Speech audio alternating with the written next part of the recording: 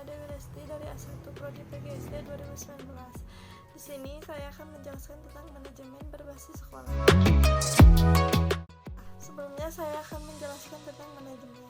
Manajemen adalah suatu proses tertentu yang terdiri atas perencanaan, pengorganisasian, penggerakan, dan pengawasan yang dilakukan untuk menentukan dan mencapai tujuan-tujuan tertentu yang dengan menggunakan sumber daya manusia dan sumber daya alam yang ada.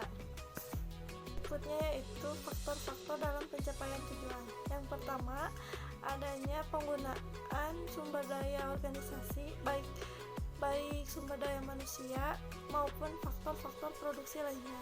Yang kedua yaitu adanya proses yang bertahap, mulai dari perencanaan, pengorganisasian, pengarahan atau pengimplementasian, hingga pengandalian dan pengawasan. Yang ketiga yaitu adanya seni dalam pendidikan, terfokus pada pendidikan yaitu sumber daya manusia.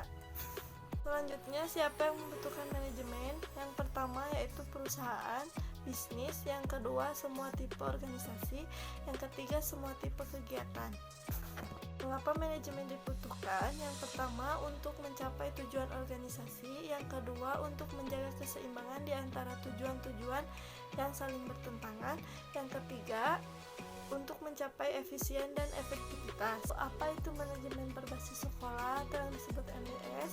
MBS yaitu kewenangan penuh terhadap sekolah mengatur pendidikan dan pengajaran, merencanakan, mengorganisasi, mengawasi, mempertanggungjawabkan, mengatur serta memimpin sumber daya insani serta barang-barang untuk membantu pelaksanaannya pembelajaran yang sesuai dengan tujuan sekolah. Itu keuntungan melakukan manajemen berbasis sekolah atau MBS. Yang pertama, kewenangan sekolah membawa pengaruh langsung kepada peserta didik. Yang kedua, bertujuan untuk memanfaatkan sumber daya lokal. Yang ketiga, efektif dalam pembinaan peserta didik. Selanjutnya, faktor-faktor yang harus diperhatikan.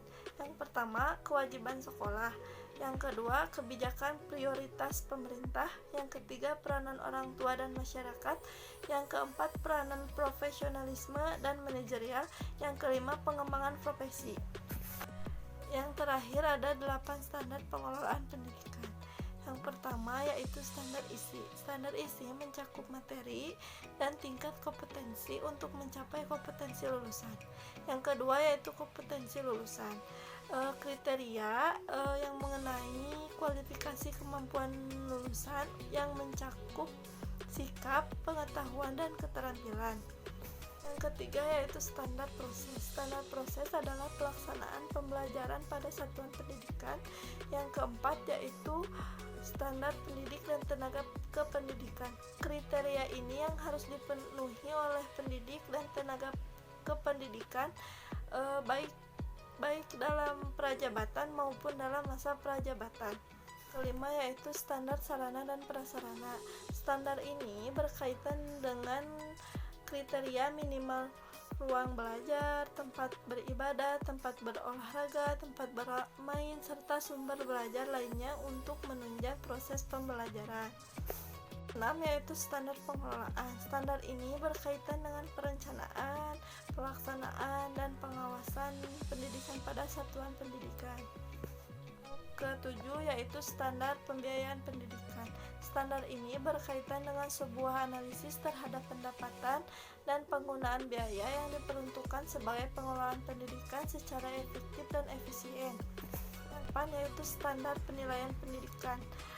Standar ini mengenai lingkup tujuan, manfaat, prinsip, mekanisme, prosedur, dan instrumen penilaian. Sekian penjelasan dari saya tentang manajemen berbasis sekolah. Wassalamualaikum warahmatullahi wabarakatuh.